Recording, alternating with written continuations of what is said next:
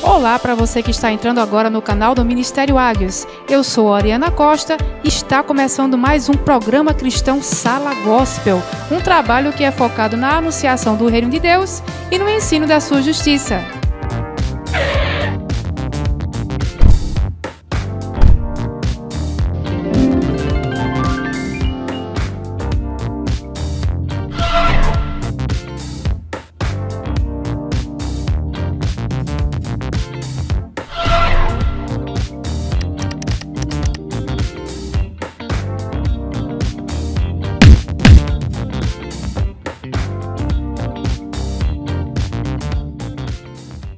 E como sempre, vamos iniciar o nosso programa com a leitura e meditação das Escrituras Bíblicas. Se você estiver com a sua Bíblia aí pertinho, pode abrir lá no livro de Romanos, Carta aos Romanos, capítulo 12, e nós vamos ler os versículos 1 e 2, certo? Romanos, capítulo 12, versículos 1 e 2. Acompanhe aí comigo. Irmãos, rogo-lhes pelas misericórdias de Deus, que se ofereçam em sacrifício vivo, santo e agradável a Deus. Este é o culto racional de vocês. Não se amoldem ao padrão deste mundo, mas transformem-se pela renovação da sua mente, para que sejam capazes de experimentar e comprovar a boa, agradável e perfeita vontade de Deus. Então, meus queridos, aqui é o início, da cartinha que Paulo fez aos cristãos romanos, certo? E ele passou aqui 3 informações muito importantes para os cristãos lá da época dele, que estavam lá reunidos em Roma. 3 informações importantes que eu vou falar aqui para vocês. Uma delas, ele disse aqui, rogo-lhes pelas misericórdias de Deus que se ofereçam em sacrifício vivo, santo e agradável a Deus. Este é o culto racional de vocês. Então, muita gente lê esse versículo e entende de forma errada, achando que tem que fazer aqui um culto, congregacional, que tem que se reunir com as pessoas e fazer um culto, Só que, meus queridos, aqui Paulo está falando sobre um culto racional que é feito individualmente por nós, dia a dia, diariamente. Isso mesmo, ele está falando aqui que nós devemos colocar os princípios do reino de Deus em primeiro lugar, certo? Assim, nós vamos estar nos oferecendo a Deus em sacrifício vivo, santo e agradável, certo? Aqui ele está falando para a gente colocar, colocar em primeiro lugar, priorizar, não é isso? Os princípios do reino de Deus, que estão revelados no ensino de Cristo. Desta forma, dessa maneira, a gente vai conseguir agradar a Deus. É isso que ele está falando aqui. E agindo dessa forma, priorizando os princípios do reino de Deus, nós não vamos nos moldar ou não vamos seguir o padrão injusto desse mundo, Porque o mundo que anda afastado de Deus, ele não entende a justiça de Deus, não entende o reino de Deus e anda de forma a pecar contra Deus, pecar contra os princípios de Deus. Então, quando nós colocamos os princípios do reino de Deus em primeiro lugar, nós não nos moldamos, não seguimos o padrão injusto do mundo, ok? E aí, desta maneira, vem a terceira informação aqui. A primeira que eu passei foi sobre o culto racional, A segunda sobre nós não nos moldarmos ao padrão desse mundo. E agora a terceira informação que tem neste trecho que eu li, que é a renovação da mente. Então, nós precisamos aqui, como ele diz, transformar a nossa mente, renovando a nossa mente para que nós sejamos capazes de experimentar e comprovar a boa, agradável e perfeita vontade de Deus. Então, não tem outro caminho para a gente aprender os preceitos do reino de Deus, os preceitos da justiça de Deus, se não for aprendendo, buscando o ensino de Cristo, A justiça de Deus, os princípios do reino de Deus estão revelados no ensino de Cristo. Então, não há como a gente renovar a nossa mente com esses princípios, com essa informação diferente, se não for buscando o ensino de Jesus. Então, nós precisamos, certo, dia a dia, buscar entender os princípios da justiça de Deus que Cristo revela no seu ensino, tanto nos evangelhos como nas cartas dos apóstolos, onde essa informação está mais destrinchada, está mais esclarecida. Então, precisamos urgentemente buscar entender esses princípios para que assim nós possamos colocá-los em prática e aí experimentarmos qual seja a boa, agradável e perfeita vontade de Deus. Fazendo isso, nós estamos cultuando racionalmente a Deus no nosso dia a dia. É isso que Paulo está falando aqui, ok? E existe uma coisa, para a gente terminar aqui essa meditaçãozinha rápida, uma coisa que nós temos que observar e temos que entender, porque é muito importante para nós. Por que que nós precisamos entender o que Cristo ensina, precisamos compreender os princípios do reino de Deus, da justiça de Deus, para poder experimentar a boa, agradável e perfeita vontade dele. Porque o objetivo de nós entendermos esses princípios é exatamente discernir a operação da maldade. Isso mesmo. Sem entender esses princípios, nós não temos condição de rejeitar a maldade, tanto a maldade que está na nossa carne, como a maldade que opera no mundo, de forma correta, certo? Para discernirmos e rejeitarmos corretamente a operação da maldade, não há outro caminho senão aprendendo os princípios do reino de Deus, os princípios da justiça de Deus, ok? Por isso que Jesus ele fala, né, com tanta veemência, com tanta força no Evangelho, explicando lá para o pessoal que estava seguindo ele. Busque em primeiro lugar o reino de Deus e a sua justiça, e as demais coisas vos serão acrescentadas. Então não foi à toa que ele disse isso. Nós precisamos, com urgência, entendermos esses princípios para podermos assim sermos agradáveis a Deus, cultuarmos racionalmente a Deus e experimentarmos a boa, agradável e perfeita vontade dele, certo? Rejeitando e discernindo e rejeitando com clareza a operação da maldade em nós e no mundo. Então é essa a mensagem do início do programa de hoje. Eu espero que Deus tenha falado ao seu coração, assim como tem falado ao meu, através desse conhecimento, certo? E agora vamos falar a sequência do programa de hoje, que está maravilhosa, certo? Primeiro nós vamos conferir o quadro Cuidando da Morada com Liene Fernandes. Ela vai falar do tema Alimentando-se no Espírito, certo? Onde ela vai comentar sobre a importância de buscarmos a Deus diariamente meditando no conteúdo das Escrituras, certo? Em seguida teremos o quadro Viver a Dois com o casal Cleison e Bruna, onde eles vão falar do tema Crescimento Familiar, certo? Agora o casal está experimentando a chegada de um novo componente da família, né? O Rafael, que chegou aí, está aí crescendo com saúde, graças a Deus. E aproveitando o ensejo, eles vão falar sobre os desafios da chegada, né, de mais um integrante na família, né? Como a gente deve cuidar do bebê, como a gente deve ensiná-lo nos caminhos do Senhor à medida que ele vai crescendo. Então eles vão discorrer sobre isso aí com muita propriedade, porque eles estão passando por isso, né? Já passaram com as gêmeas e agora estão passando novamente. Na sequência, nós teremos a ministração da palavra com o pastor Wendel Costa, e ele vai falar sobre como interpretar corretamente as Escrituras. Isso é um tema muito importante, certo? Ele vai passar uma visão geral dos passos que nós devemos seguir para que nós possamos entender bem o conteúdo das Escrituras bíblicas. É muito, muito importante falar sobre isso. Sempre que o pastor Wendel pode, ele está falando sobre, para que nós possamos estar bem entendidos sobre como entender com clareza as Escrituras bíblicas, ok?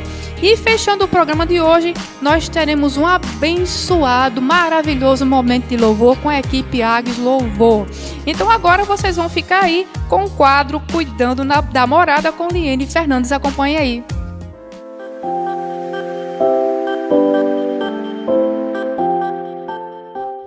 Olá, boa noite, graça e paz. Desejo que estejam todos bem, felizes e contentes com o Senhor Jesus. Estamos aqui mais uma vez no quadro Cuidando da Morada, e hoje nós vamos dar início a uma série e vamos falar sobre alimento, sobre alimentação.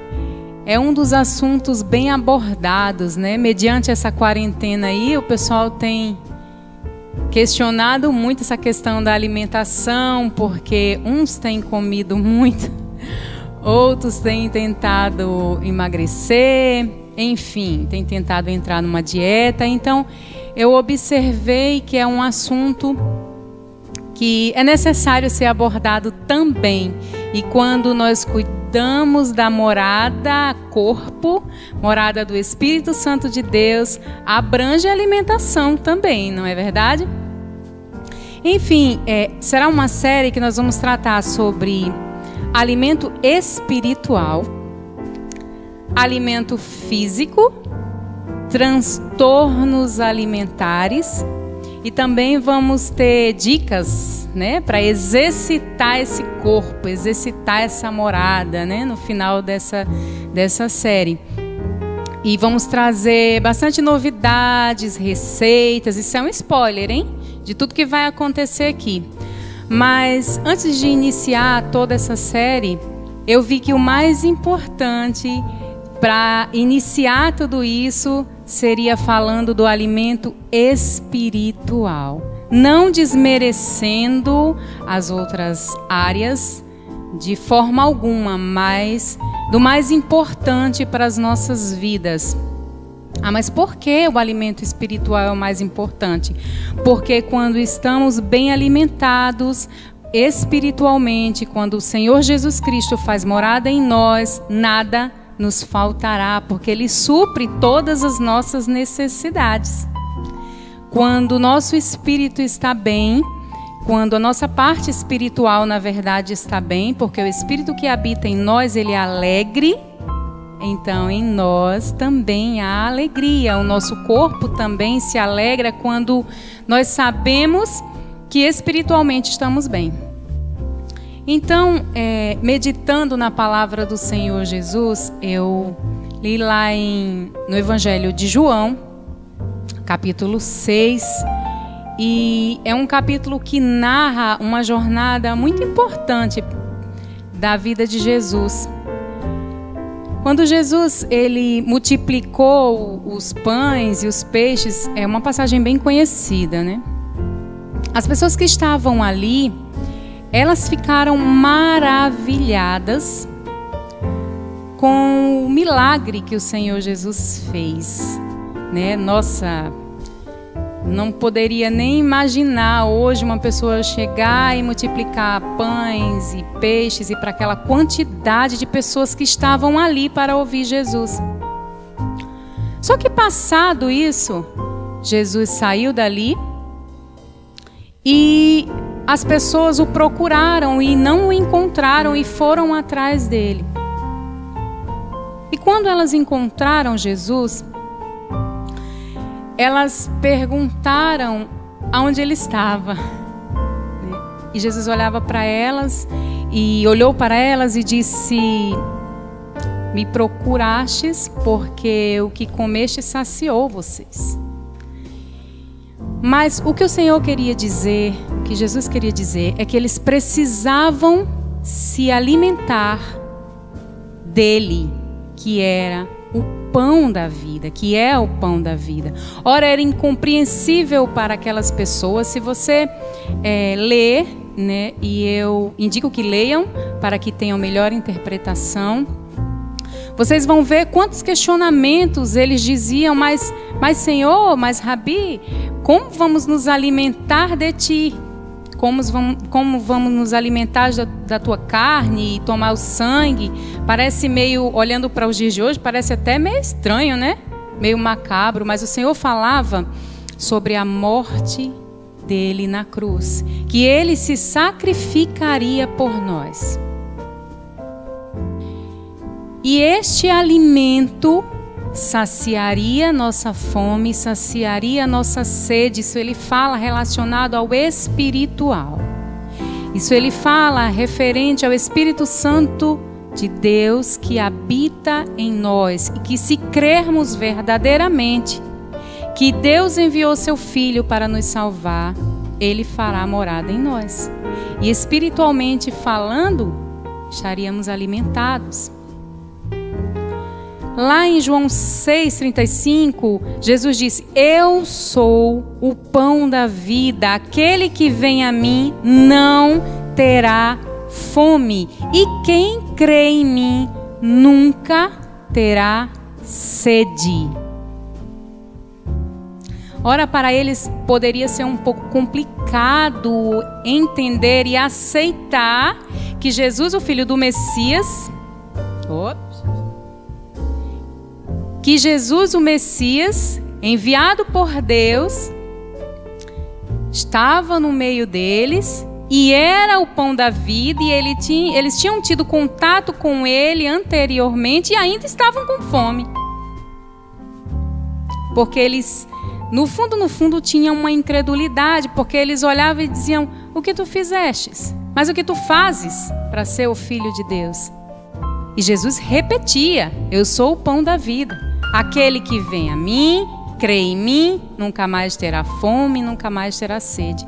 Mas para nós hoje é motivo de alegria sabermos que verdadeiramente se cumpriu, ele se entregou totalmente por nós, e o seu corpo foi sacrificado e o seu sangue foi derramado para que pudéssemos ser livres e alimentados por ele espiritualmente. Mas se em você já existe o Espírito Santo de Deus e mesmo assim você acha que não está alimentado, é provável que você não está se alimentando da palavra de Deus e das coisas que vêm do reino de Deus, às quais você entregou a sua vida, e agora o Espírito que está em você habita neste reino. É deste reino. Então, se você se sente ainda vazio, é provável que você esteja se alimentando de coisas em que o Espírito Santo de Deus não é capaz de aceitar. Porque ele não se mistura com o pecado. Porque ele não se mistura com coisas desse mundo errôneo. Então, eu indico a você, mais uma vez, que busque a palavra de Deus, que leia e medite na palavra de Deus, porque o seu espírito, ele já é alimentado pelo reino de Deus. E para que o seu corpo, ele sinta esse alimento, você precisa buscar as coisas do reino. É vida eterna com Deus. É alimento eterno, é a palavra de Deus que alimenta o seu corpo. Então, para que você se sinta bem alimentado, busque as coisas do reino de Deus. Alimente o seu corpo com coisas que o seu espírito já tem no reino de Deus. Eu não sei como você tem vivido, eu tenho até falado no quadro anterior, referente à ansiedade, o que alimenta o seu corpo, o que alimenta o seu espírito. Então, eu não sei se você tem exercitado isso, mas quando nós paramos e ficamos muito tempo vendo as situações difíceis, esquecemos que não somos mais desse reino e que agora temos vida eterna com Deus, isso pode afetar o seu corpo físico e você se sentir fraco. Mas eu quero te dizer que com Deus você tem vida eterna, alimento eterno, não como aqueles que falavam: Senhor, mas nossos pais comeram no deserto maná e não foi algo que supriu para sempre. E o Senhor Jesus fala assim: mas se tu comerdes o meu pão, ele falava dele e da morte, de aceitá-lo como Salvador, terás vida eterna, porque aqueles que comeram no deserto o maná, eles morreram, porque alimenta o corpo físico. Então, te preocupa sim com a alimentação, é fato que teremos uma série falando sobre alimentação física também, mas o mais importante é o alimento espiritual, é a tua vida com Deus, para que possamos vencer as adversidades desse mundo. Desejo do meu coração é que o Senhor Jesus Cristo tenha falado com você e que verdadeiramente você venha viver as coisas de Deus para a sua vida. Amém? Continue conosco e aproveite o programa, que tá bênção, tá top. E as próximas séries, eu quero ver você assistindo. E você também pode comentar Se tiver alguma pergunta, também pode fazer alguma pergunta aí, que a gente vai tentar responder, certo? Tchau!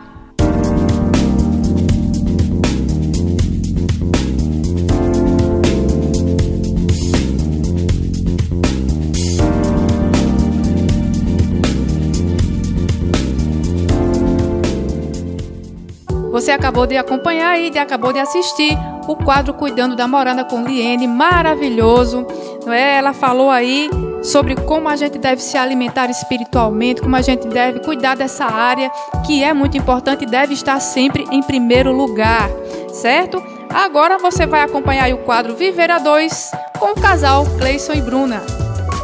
Este é o quadro Viver a Dois e nós, Cleison e Bruna, conversaremos um pouco sobre questões relativas ao casamento e como manter um relacionamento saudável, tudo isso à luz da Bíblia. Se você é casado ou pretende se casar, assista esse vídeo.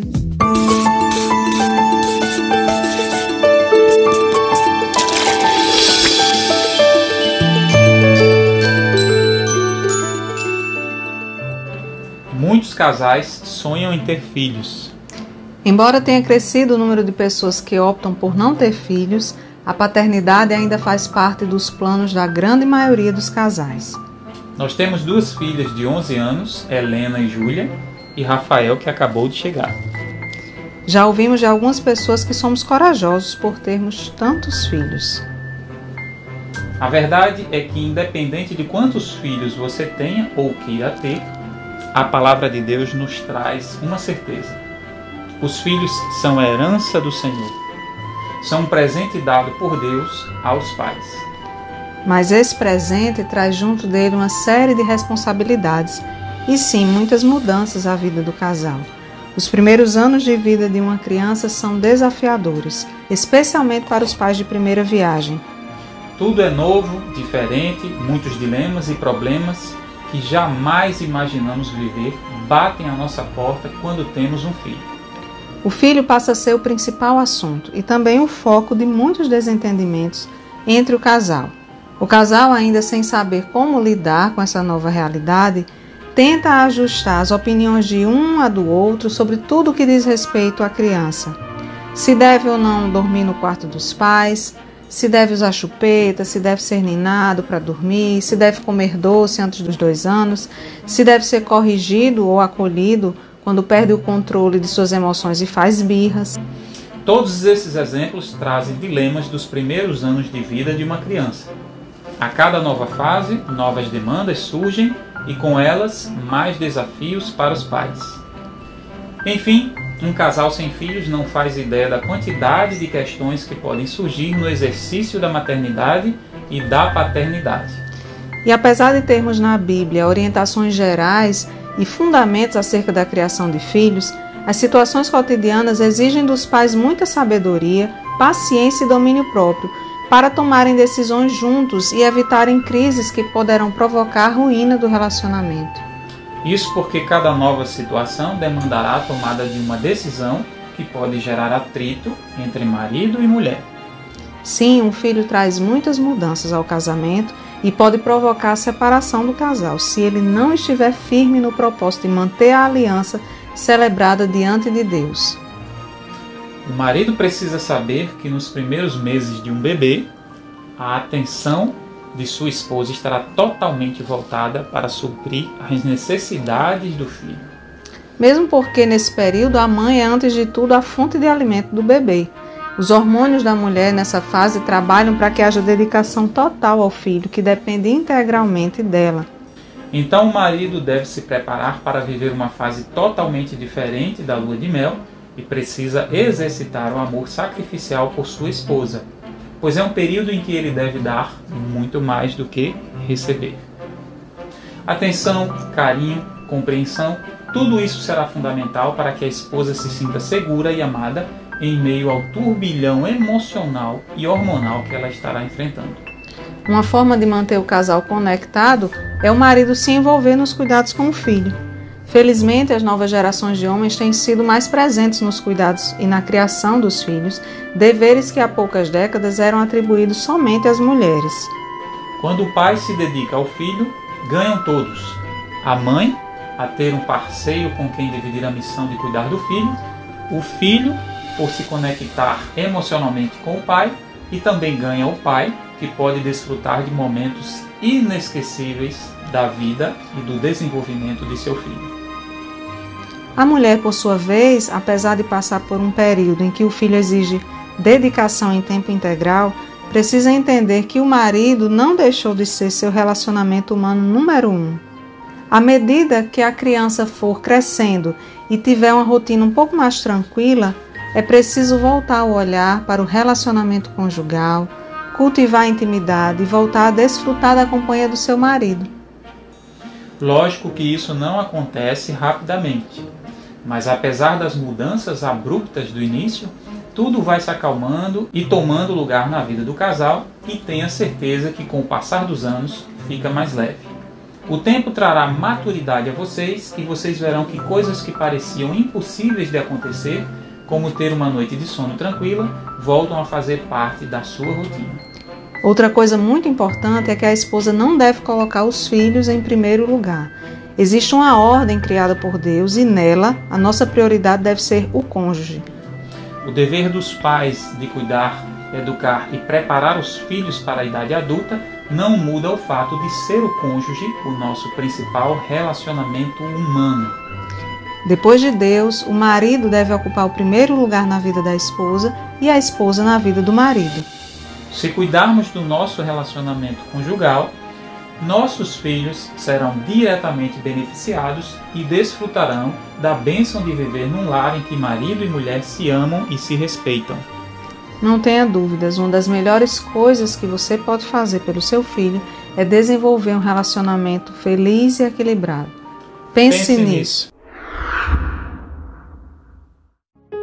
E você acabou de conferir o quadro Viver a Dois, com o casal Cleison e Bruna, que falaram aí sobre crescimento familiar, né, com a chegada de Rafael.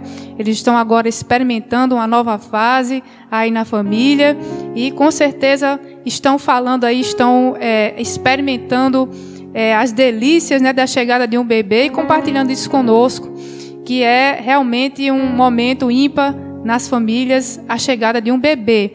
Então, você acabou de conferir aí, e eles com certeza vão continuar falando, né? Enquanto o bebê vai crescendo e as mudanças vão acontecendo, eles vão continuar falando aí, e você vai continuar acompanhando nesse quadro maravilhoso que é o Viver a Dois, ok?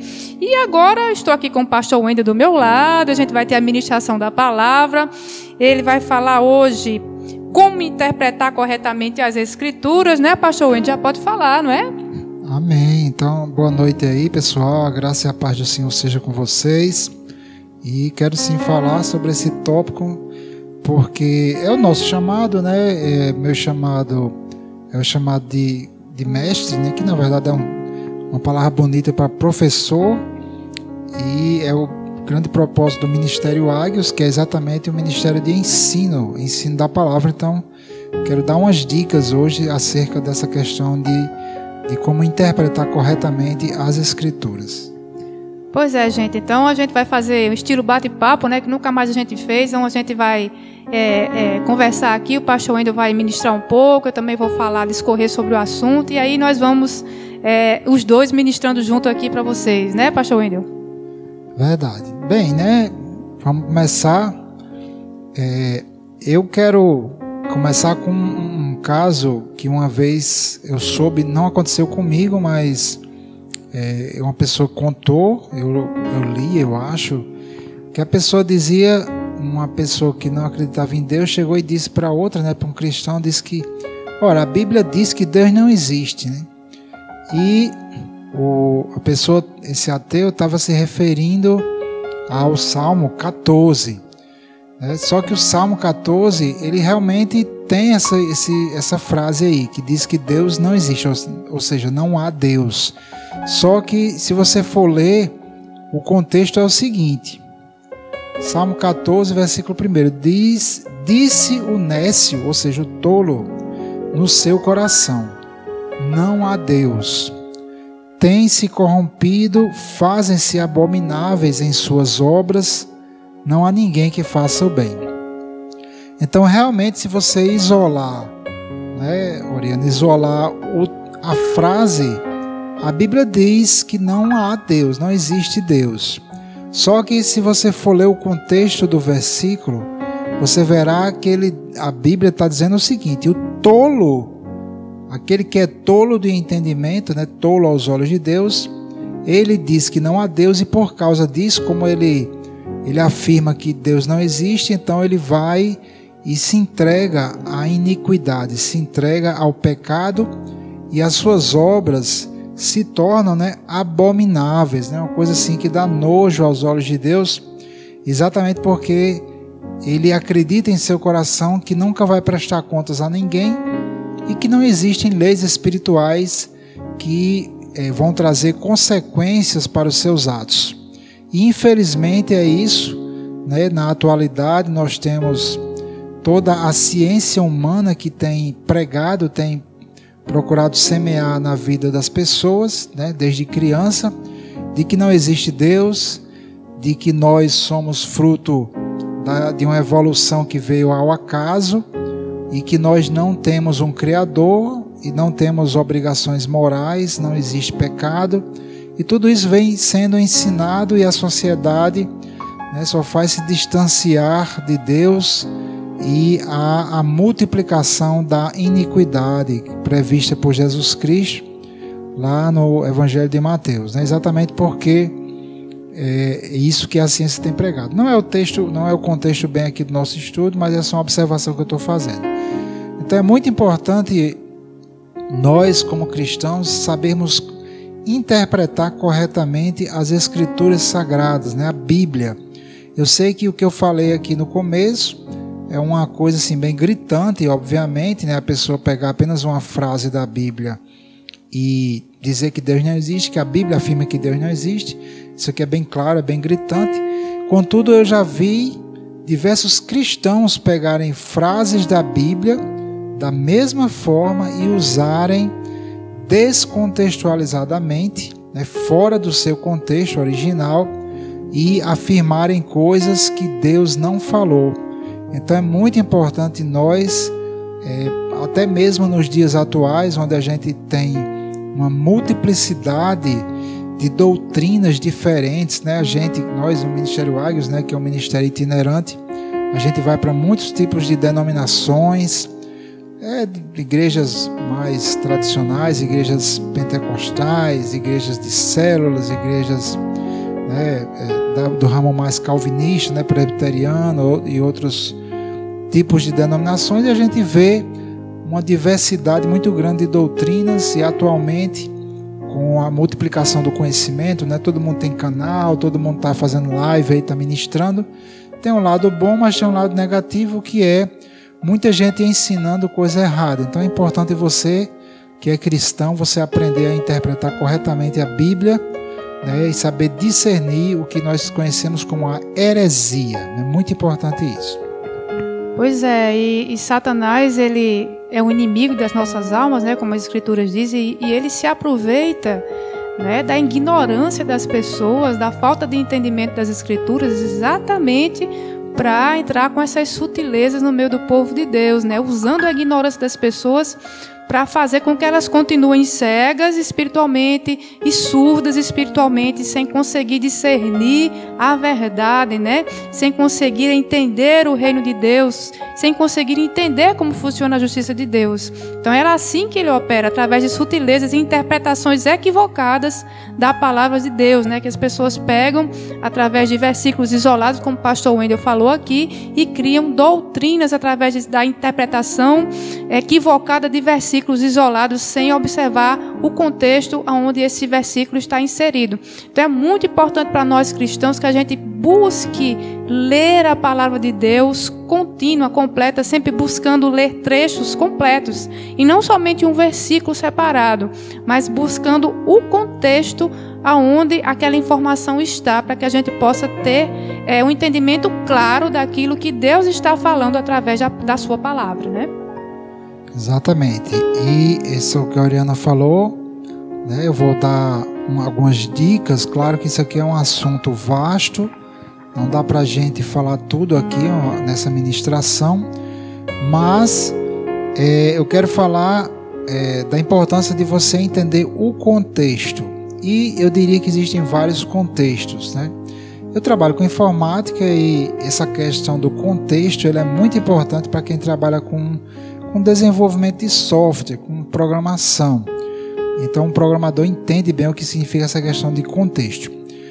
Existe um contexto mais local e existe um contexto de livro, a nível de livro da Bíblia, e eu diria que existe um contexto geral. Então, quando você for interpretar um versículo, ou até mesmo você está ouvindo um ensinamento, ouvindo uma pregação, e você precisa examinar o que você está ouvindo. Aliás, eu vou abrir até um parêntese aqui, antes da gente falar do contexto, que é super importante, gente, que é o seguinte: examine tudo. Não quer dizer para você ficar lá dando uma de sabichão, criticando a tudo e todos. Não é isso. Isso está lá em 1 Tessalonicenses, no capítulo 5, diz: não desprezeis as profecias, examinai tudo, retende o bem. Eu diria que isso vale para qualquer coisa que você esteja ouvindo, sendo ministrado.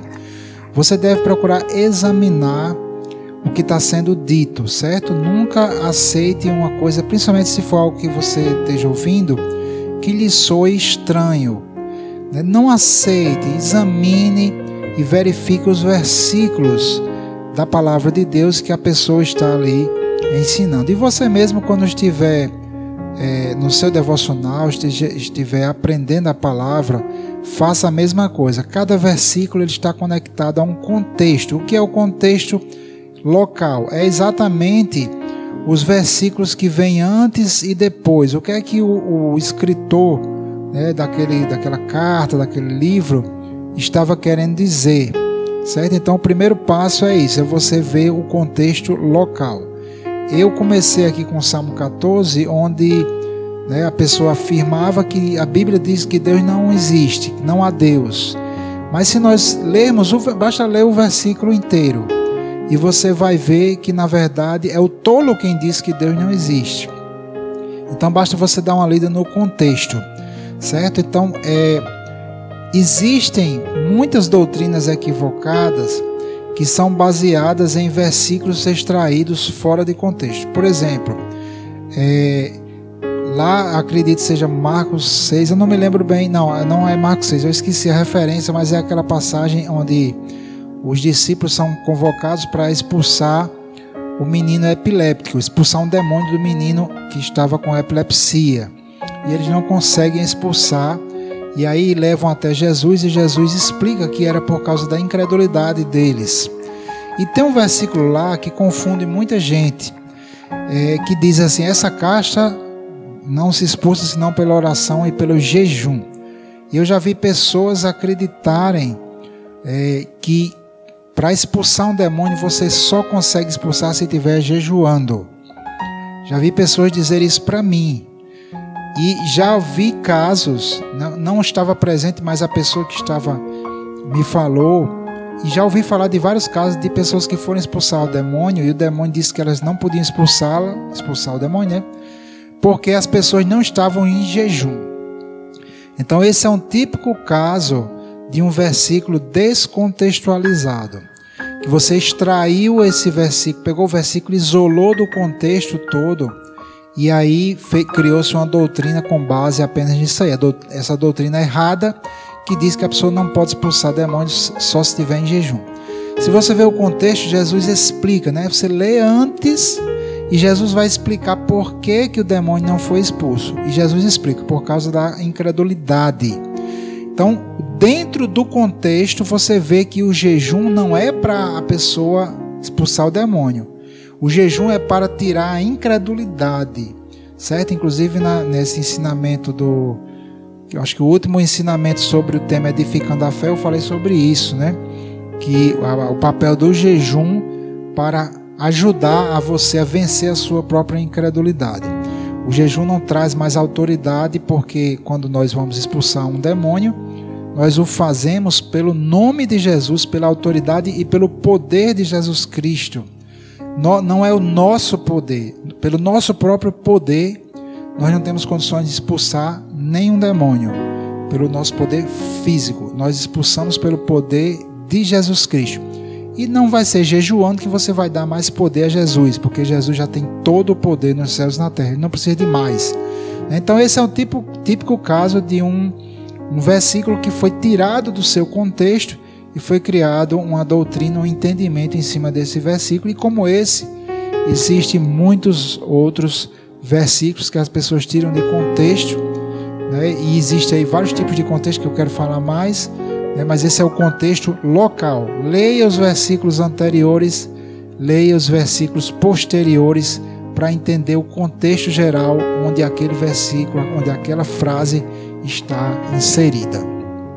Pois é, muito importante, né, a gente entender isso, essa explicação que o pastor Wendel deu aí, né, esclarecedora, né, mais um trecho da Bíblia que a gente precisa entender aí, que é a questão do jejum, né, a questão de expulsar demônios, né, que virou até mito no meio do povo de Deus. Tem igrejas hoje que simplesmente desprezam a existência, a operação demoníaca, né, como se não existisse, né, coloca à parte e coloca de lado. Isso também é mais uma doutrina criada para que a gente simplesmente não veja, não discirna, né, a operação do mal, né? Enquanto a palavra de Deus está mostrando aí que existe a operação do mal e que ela pode ser vencida, e existe uma forma específica de vencê-la, uma forma exata que Jesus ensina, que Jesus mostra.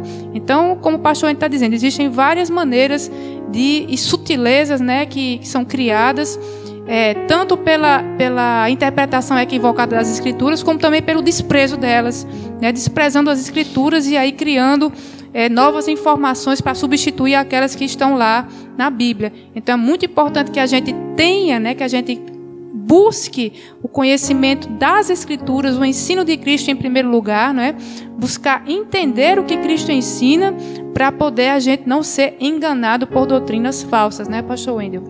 Exatamente, gente. E como a Oriana falou, hoje em dia, devido à multiplicação do conhecimento, nós temos também uma multiplicação de doutrinas, uma multiplicação de pregações, de ensinamentos, né? Isso sempre existiu, mas hoje está multiplicado. Então é muito importante você, discípulo do Senhor Jesus Cristo, aprender a interpretar corretamente. Então eu falei do contexto local, certo? Usando até essa filosofia aí da programação, né? Eu sou analista de sistemas também, né? Então eu trabalho com isso. É muito importante você entender o contexto local. E eu diria um segundo nível de contexto seria o contexto do livro. Por exemplo, você pega um livro como Romanos e você tem todo um contexto do livro. Aquele livro foi escrito para quê? Qual era o destinatário daquele livro? Qual a ênfase do livro? Os livros, eles foram divididos em capítulos e versículos para facilitar a questão da referência. Mas eles originalmente não foram divididos assim, eles foram escritos de uma só vez. Então, por exemplo, o livro de Romanos, que eu falei, é uma carta única, ele não tinha capítulos nem versículos no original. Então era um texto que o apóstolo Paulo saiu escrevendo, né, inspirado pelo Espírito Santo, ele saiu escrevendo. Então ele trata de um grande tema, que é a salvação por meio da fé. E eu já vi pessoas falarem grandemente no entendimento, né? Por exemplo, recentemente, inclusive, eu respondi, né, tivemos um comentário de um dos livros, né, de um livro da irmã Bruna, que a pessoa questionava, dizendo que Jesus tinha ensinado a salvação pelas obras. E Paulo, o apóstolo Paulo, ensinava a salvação pela fé. E ele questionava como se os ensinamentos fossem contraditórios. Isso é um grande equívoco, né? Porque se você vê no próprio livro de Romanos, ao mesmo tempo que o apóstolo Paulo fala no capítulo 3 que a salvação ela é mediante a fé, sem as obras da lei, lá no capítulo 6 ele explica que se você for viver pecando por causa da salvação ser apenas pela fé, você estará trazendo condenação para você estará tornando a edificar algo que você destruiu. E ele explica isso muito claramente, dizendo que quando você aceita Jesus, você teve a natureza pecaminosa destruída. E muita gente pega esses versículos. Eu já vi gente pegar, por exemplo, aquela passagem que o apóstolo Paulo fala em Romanos 7, quando ele diz: miserável homem que sou, quem me livrará meu corpo, o corpo desta morte? E ele fala: o bem que eu quero fazer não consigo, o mal que eu não quero, isso faço.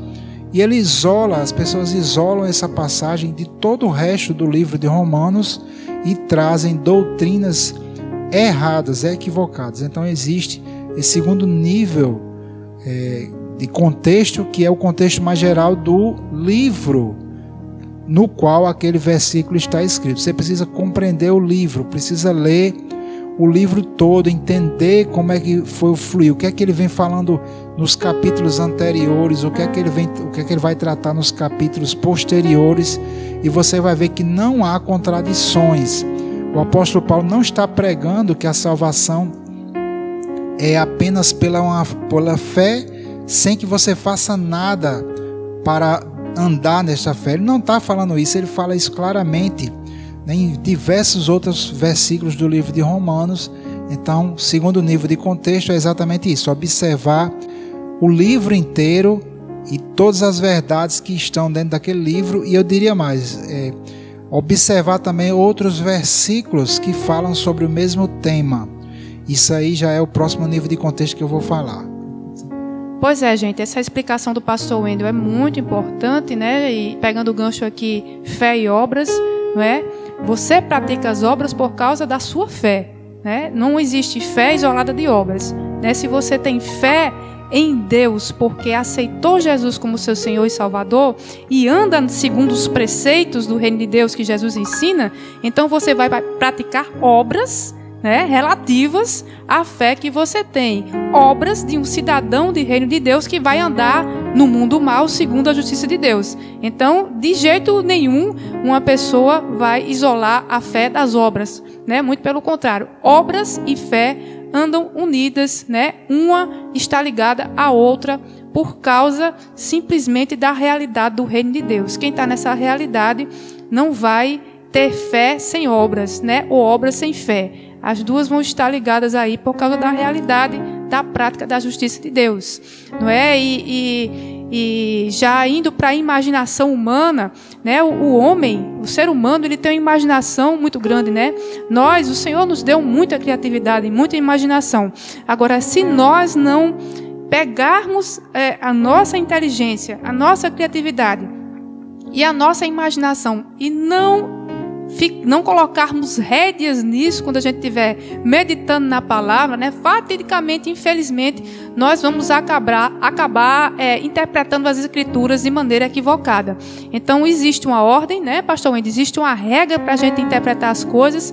Então, a gente deve deixar um pouquinho a imaginação de lado, né, a criatividade de lado, quando a gente estiver meditando nas Escrituras, e procurar entender a que realidade, né, a palavra de Deus está ali se referindo, está querendo mostrar para a gente, para que a gente possa aprender isso, né, de forma prática, de forma correta, né, pastor Wendel?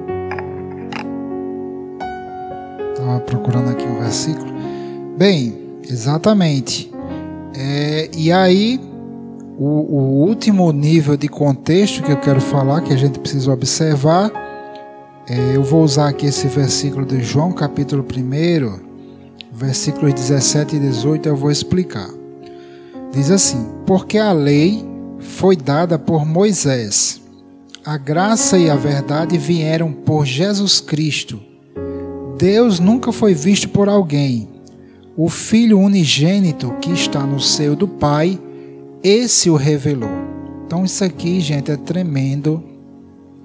Eu não sei se você consegue compreender a profundidade e as implicações disso aqui. A lei de Moisés, ela veio por meio de anjos, né? Isso está escrito lá em Gálatas, em Atos, em Hebreus. E ela era inferior à nova aliança. Lá em Hebreus capítulo 1, o escritor aos Hebreus faz esse contraste entre anjos e o Filho, mostrando que a nova aliança ela é superior à velha. Um dos motivos é exatamente demonstrado pelo próprio Deus, enviando anjos para lidar com o povo de Israel e colocando a lei nas mãos de Moisés através de anjos. Não era Deus em pessoa, como muitas pessoas pensam, certo? Então foi através do ministério de anjos. E a lei, ela não trouxe a imagem real das coisas, né? Isso aqui eu vou ler esse versículo, isso aqui eu quero ler para mostrar a você o contexto mais geral. Está aqui em Hebreus capítulo 10, versículo 1, diz assim: porque tendo a lei a sombra dos bens futuros e não a imagem exata das coisas, nunca, pelos mesmos sacrifícios que continuamente se oferecem cada ano, pode aperfeiçoar os que a ele se achegam. Então a lei de Moisés, o Velho Testamento, ele não trazia a imagem real das coisas, trazia uma sombra. E através de uma sombra você obtém informações sobre a coisa, mas não é a mesma informação, não é o mesmo nível de informação, o mesmo nível de detalhe que você tem quando você olha a própria coisa. Através de uma sombra, por exemplo, só pela sombra eu posso até fazer, né, aquelas brincadeiras com a minha mão que fica parecendo um cachorro, um pato, um gato. Mas se você observar a própria mão, você vai ver que não é um cachorro, não é um pato, não é um gato, né? A pessoa faz aquelas brincadeiras com as sombras. Exatamente porque a sombra ela traz alguma informação, mas ela não traz detalhamento, ela não traz profundidade, ela não traz cor. Então a lei de Moisés, ela não trouxe a imagem real do reino de Deus e da própria pessoa de Deus. Se nós voltarmos lá para o Evangelho de João, capítulo 1, que nós lemos aqui, foi Jesus Cristo, o Filho de Deus, que revelou realmente a verdadeira natureza de Deus, até porque também o escritor aos Hebreus aqui, no capítulo 1, versículo 3, diz que Cristo, ele é a expressa imagem da pessoa de Deus. Então, no Velho Testamento, as pessoas não tinham a imagem exata de Deus, da verdadeira natureza de Deus. E isso é algo que eu considero crítico, super crítico, como tem inúmeros cristãos, muitas vezes pastores que estão ensinando e pregando, influenciando pessoas, mas que não sabem a diferença entre o Velho Testamento e o Novo Testamento. E confundem tudo e pegam coisas da lei de Moisés e tentam aplicar diretamente no Novo Testamento. Eu sempre falo sobre isso. Gente, isso é crítico. Nós não estamos mais debaixo da velha aliança e Deus não está mais tratando a humanidade com base na velha aliança. Jesus, lá na última Páscoa, quando ele celebra a Páscoa com seus discípulos, ele inaugura ali, ele faz a ceia, a primeira ceia, ele diz: este é o sangue, esta é a nova aliança no meu sangue. A velha aliança, ela foi encerrada, ela foi cumprida por Cristo e Cristo inaugura uma nova aliança. É uma nova aliança com base, né, em superiores promessas, como diz no próprio escritor aos Hebreus. Então é muito importante você entender que o Velho Testamento ele precisa ser interpretado com base no Novo Testamento. Eu diria que isso aí é um grande contexto geral, né? E para encerrar, eu quero falar aqui 2 aos Coríntios capítulo 3, vou ler aqui o versículo 14 e até o 16, diz assim: mas os seus sentidos foram endurecidos, falando do povo judeu, né? Porque até hoje o mesmo véu está por levantar na lição do Velho Testamento, o qual foi por Cristo abolido. Certo? Algumas pessoas dizem que Deus manteve a lei de Moisés. Isso é mentira.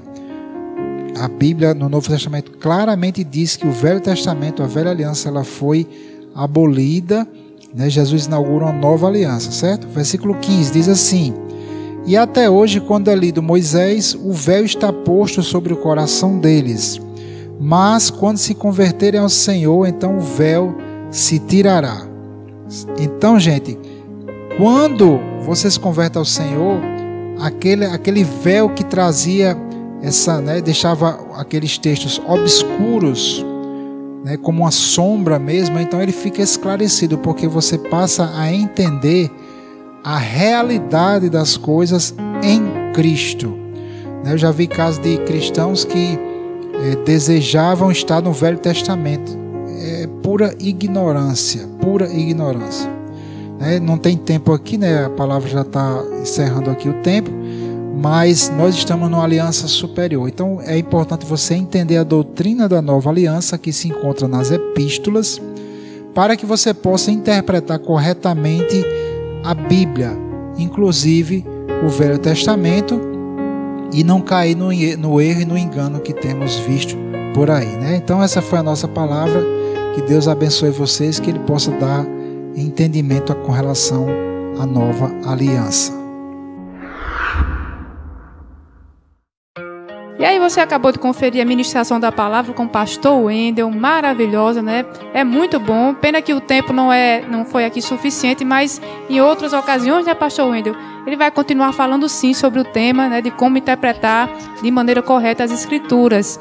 E agora você vai ficar com um maravilhoso momento de louvor com a equipe Águias Louvor. Acompanhe aí.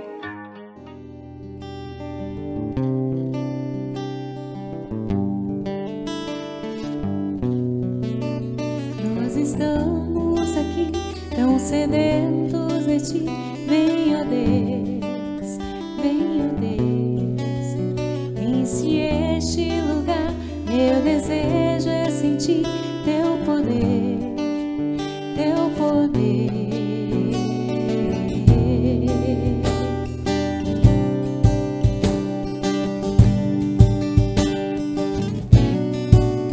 Nós estamos aqui tão sedentos de ti, vem, ó Deus, enche este lugar. Meu desejo é sentir teu poder, teu poder. Então vem me incendiar, meu coração é o teu altar. Quero ouvir o som do céu, tua glória contemplar.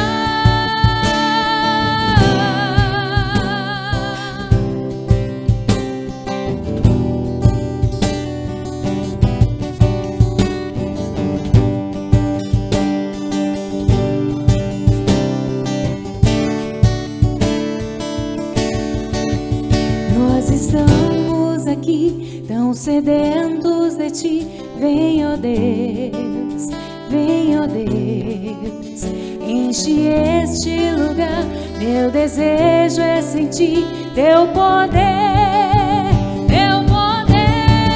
Então vem me incendiar, meu coração é o teu altar. Quero ouvir o som do céu, tua glória contemplar. Então vem me incendiar, meu coração é o teu altar.